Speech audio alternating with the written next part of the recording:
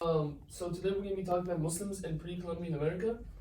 So this is before 1492, Columbus came, blah blah.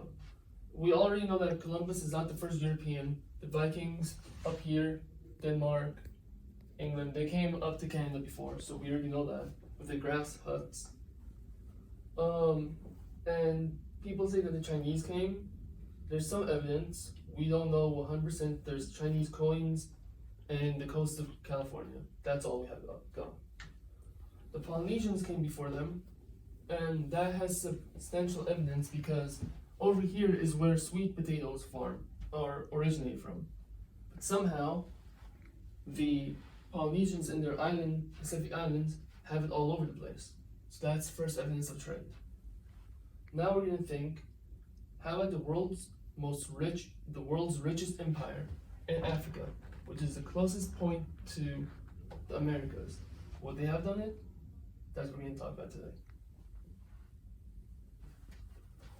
Before the Mali Empire came to America,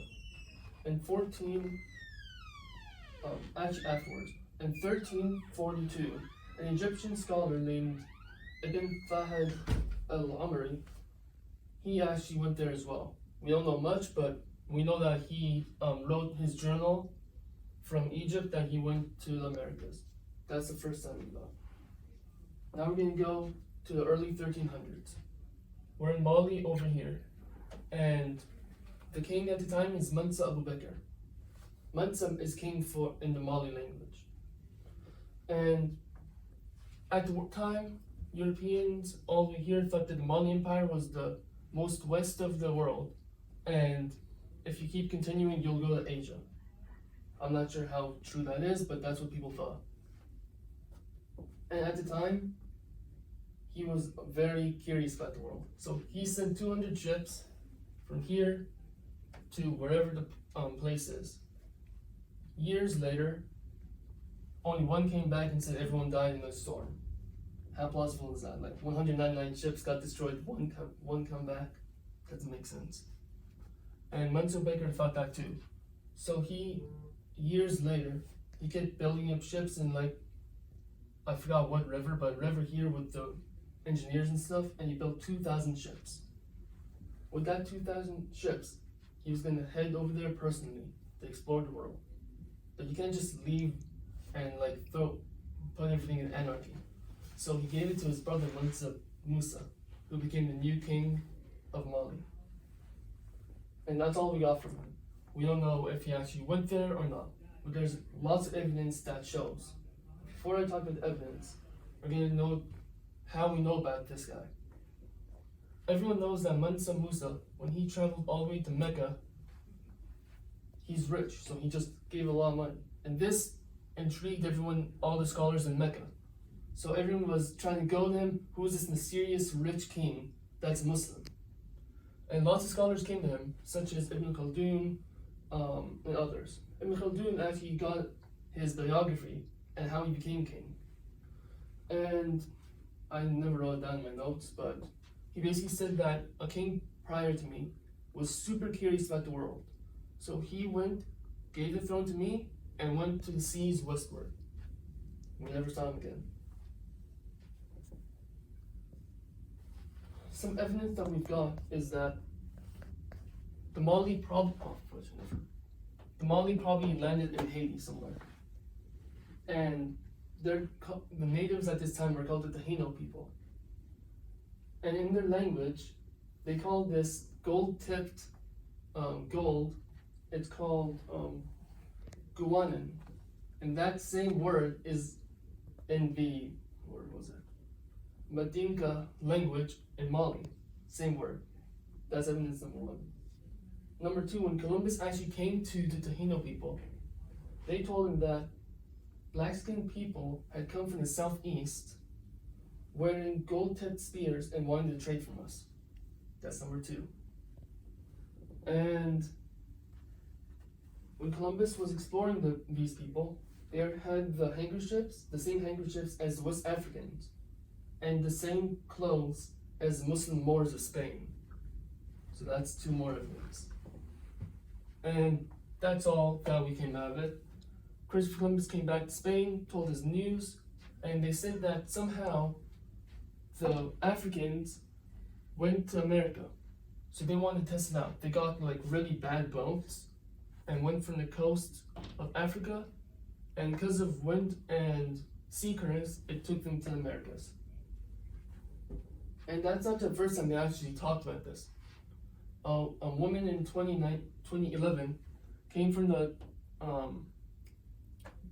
I forgot the name of the islands, but some islands over here off the coast of Africa with like a little Polynesian boat, just like a little canoe and a sail. Took her 10 days, but she reached Haiti.